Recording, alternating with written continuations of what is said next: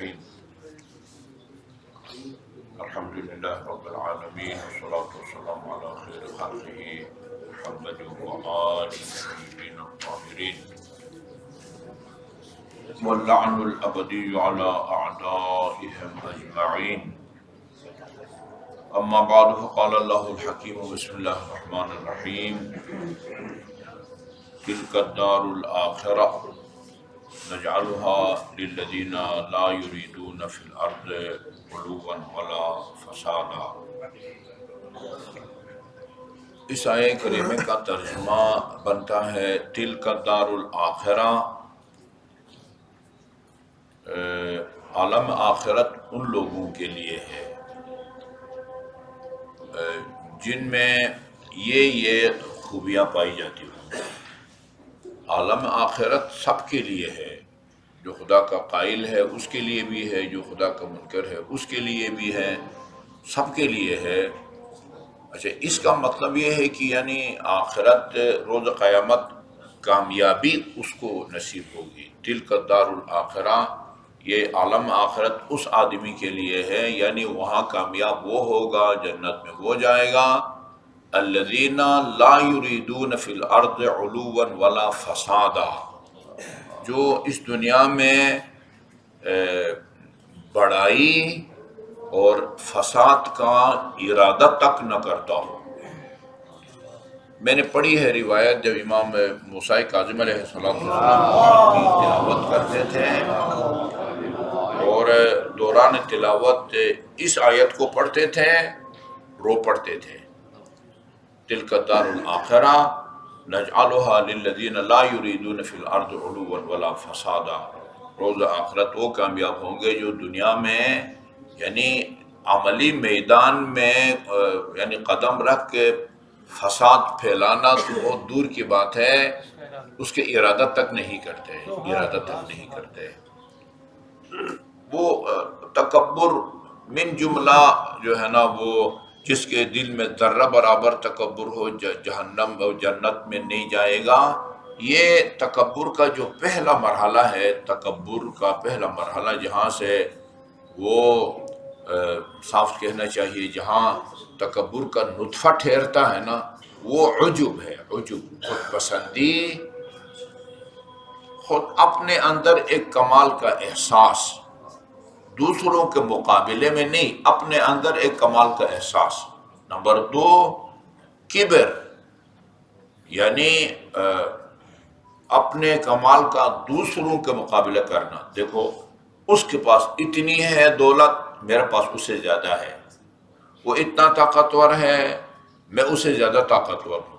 یہ کبر ہے۔ تکبر کیا ہے؟ یہ اپنی جو بڑائی ہے اس کو زبانی یا عملی طور پر اس کا مظاہرہ کرنا، وہ تکبر ہے جو انتہائی خطرناک ہے، جس نے وہ اس کا ابلیس کا یہ جو ہے نا وہ انجام وہ کیا۔ نہج البلاغہ میں ایک خطبہ ہے مفتی صاحب کے حساب سے، خطبہ نمبر 190، خطبہ قاسعہ ہے، خطبہ قاسعہ۔ اس کے اندر فرماتے ہیں کہ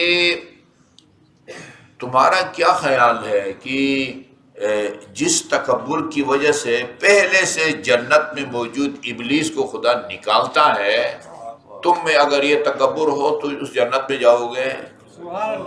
یہ ہو ہی نہیں سکتا ہے۔ یہ عجیب جملہ ہے، بہت مفصل اور بہت سارے اسلامی معارف و تعلیمات ہے۔ خطبہ قاسعہ صفحہ نمبر 190۔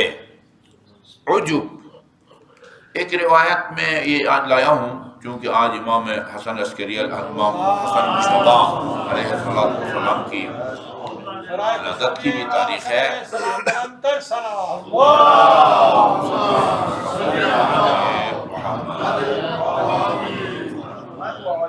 دخلت علی امیر، امام حسن مشتبہ فرماتا دخلت علی امیر المومنین وهو یجود بنفسہ، یعنی ابھی آپ یوں سمجھیں کہ یجود بنفسہ یعنی اپنی جان جو ہے نا وہ کی سخاوت کا مظاہرہ کر رہے تھے۔ لفظی ترجمہ یہ بنتا ہے، یعنی ابھی آپ کے شہادت کے لمحات بالکل قریب قریب تھے. یجود بنفسہ ہی شہادت کے قریب قریب آپ کے لمحات تھے. لما ضربہ ابن ملجم، وہ عبد الرحمن بن ملجم کی اس شقی کی ضربت کے نتیجے میں فجزعت لذالک، امیر مومنین کے پاس بیٹھ کے میں نے جزع فضا، میں نے پریشانی کا اظہار کیا، اپنی پریشانی کا اظہار کیا امام کے سامنے. تو امیر مومنین نے فرمایا کہ اتجزع، بیٹے پریشان لگ رہے ہو، پریشان ہو یا مجھے دیکھ کے پریشان ہو رہے ہو؟ کیف لا اجزع وانا اراک علی حالک ہذہ، اچھا میں آپ کو اس حالت میں دیکھوں اور پریشان نہ ہوں، یہ کیسے ہو سکتا ہے؟ اچھا فقالا، ایسے موقع پر امیر المومنین نے، آپ تھوڑا سا تصور کریں نا، اوپر امام نے فرمایا کہ تجود بنفسہ، تجود بنفسہ یعنی ابھی تھوڑی دیر میں آپ جو ہے نا وہ دم توڑنے والے تھے، آپ کی روح قفص عنصری سے پرواز کرنے والی تھی. یہ اس وقت کہا جاتا ہے تجود بنفسہ، یعنی گویا جان کنی کے جو ہے نا مرحلات ہے. اس وقت امام حسن مجتبیٰ کے لیے 4 وصیتیں فرماتے ہیں امیر المومنین علیہ السلام. ایک تو طولانی وصیت ہے امام حسن امام حسین کے لیے، فرمایا کہ الا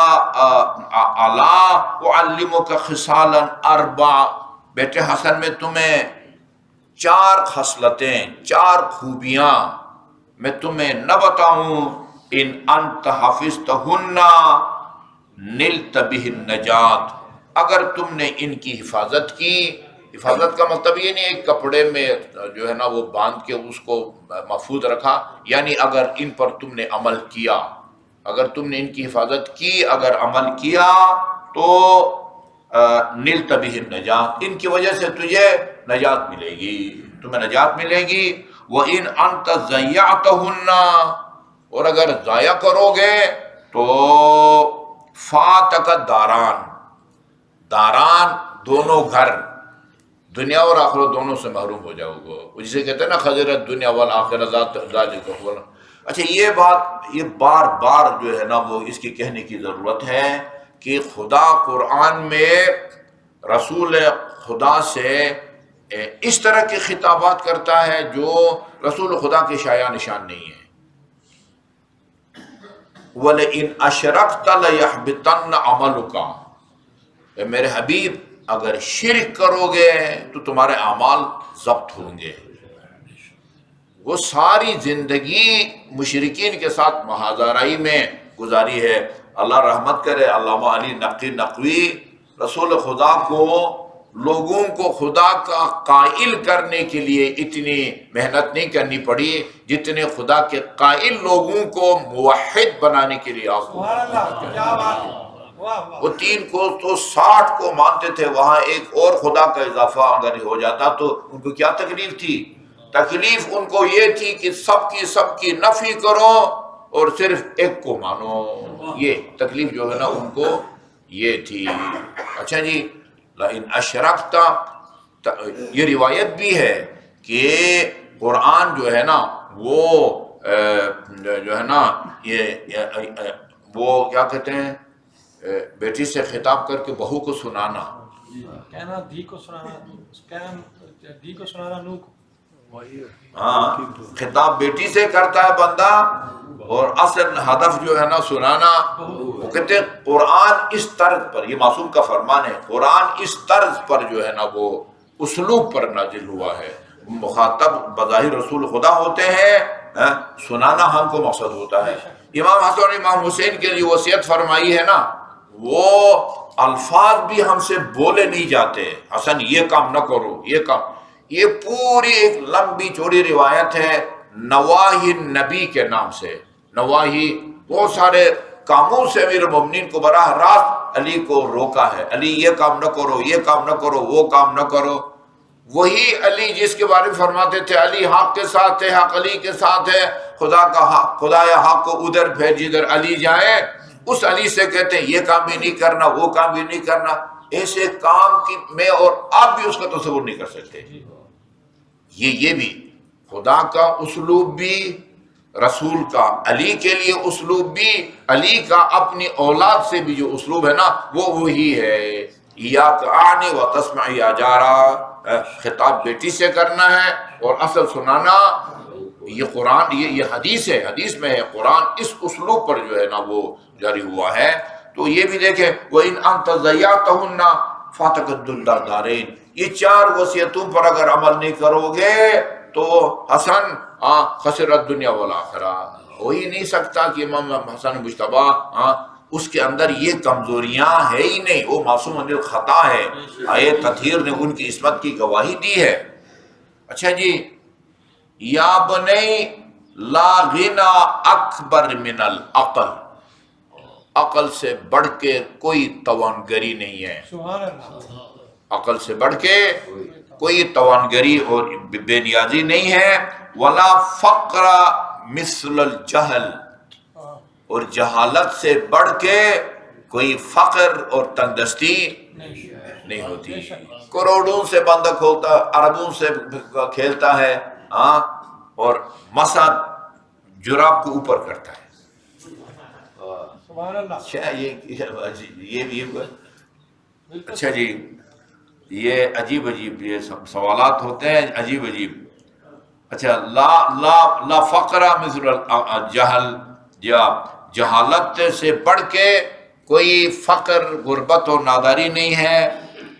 ولا وحشت اشد من العجب، اور عجب خود پسندی، جو کچھ ہوں میں ہوں، ٹھیک ہے نہیں، اس سے بڑھ کے اور کوئی تنہائی نہیں ہے.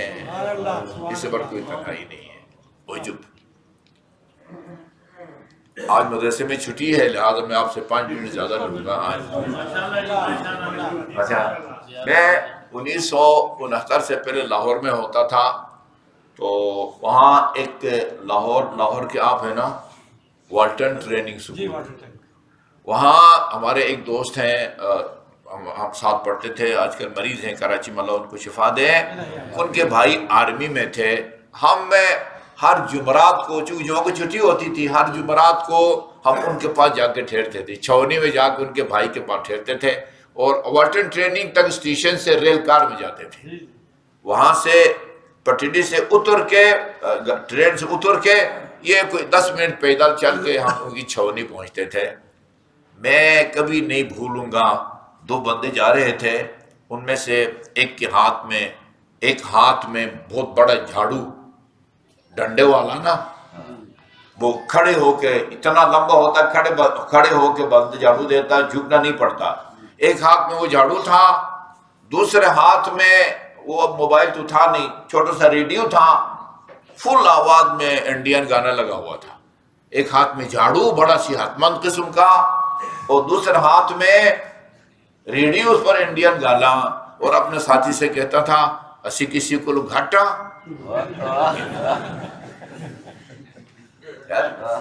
ہر کوئی اس دنیا میں نا اپنے مقام پر خوش ہے. یہ بھی اللہ تعالیٰ کی طرف سے جو ہے نا وہ کرم ہے.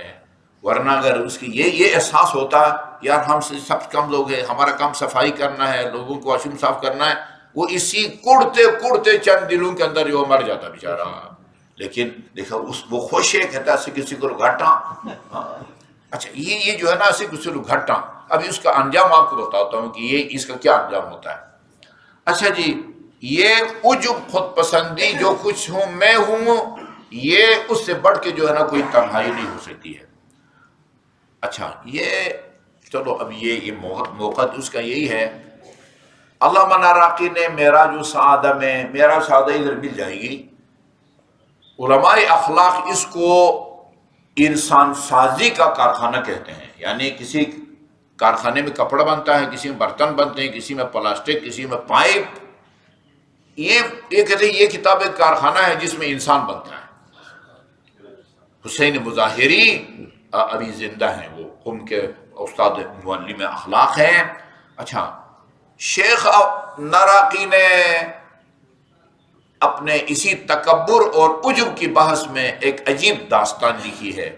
حضرت موسیٰ کے ایک چھوٹے قد کے وہ تھے حواری یا صحابی کہیں، مدعو تھے حضرت موسیٰ کے ہی، اس کو بھی کہا کہ تم بھی میرے ساتھ چلو، آج جو ہے نا وہ افطار پارٹی ہے، وہ افطار کر کے آتے ہیں۔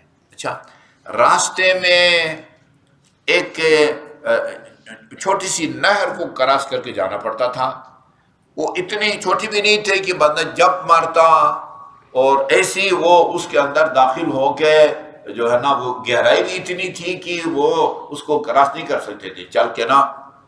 اس نہر کے کنارے پر پہنچ کے حضرت موسیٰ نے پڑھا بسم اللہ الرحمن الرحیم، اور یہ پانی کی سطح کے اوپر حضرت موسیٰ چل دیے، اور جس طرح امام صادق کے فرش پر چلتے ہیں بسم اللہ الرحمن الرحیم پڑھ کے وہ بھی چل دیے۔ اچھا، یہ حواری یہ بھی ساحل تک پہنچے بسم اللہ الرحمن الرحیم، وہ بھی ان کے پیچھے چل پڑے۔ حضرت موسیٰ وہ نکل گئے تھے ساحل تک نا، نہر کے باہر، یہ بندہ قریب پہنچ گیا تھا، قریب، یکا یک اچانک اس کے دل میں یہ خیال آیا نا، اسی کسی کو گھٹ، کہا دیکھو یہ ایک اولی العزم رسول ہے، وہ بھی پانی کے اوپر چل رہا ہے، میں بھی پانی کے اوپر، یہ جیسے ہی یہ خیال آیا نا ڈوبنا شروع ہو گیا۔ یا نبی اللہ دیکھنی مجھے، وہ بچاؤ بچاؤ۔ وہ حضرت موسیٰ نا وہ آگے بڑے، ہاتھ پکڑ کے نکالا، اور نکالنے کے بعد بتایا کہ یہ کیا غضب ہو گیا بھائی، نیت خراب ہوئی، کیا ہوا؟ یا نبی اللہ، اور تو کچھ نہیں، بس یہ خیال آیا تھا، کسی کو لگاٹا۔ اس خیال نے جو ہے نا تیرا بیڑا غرق کر دیا ہے، انتہائی خطرناک ہے۔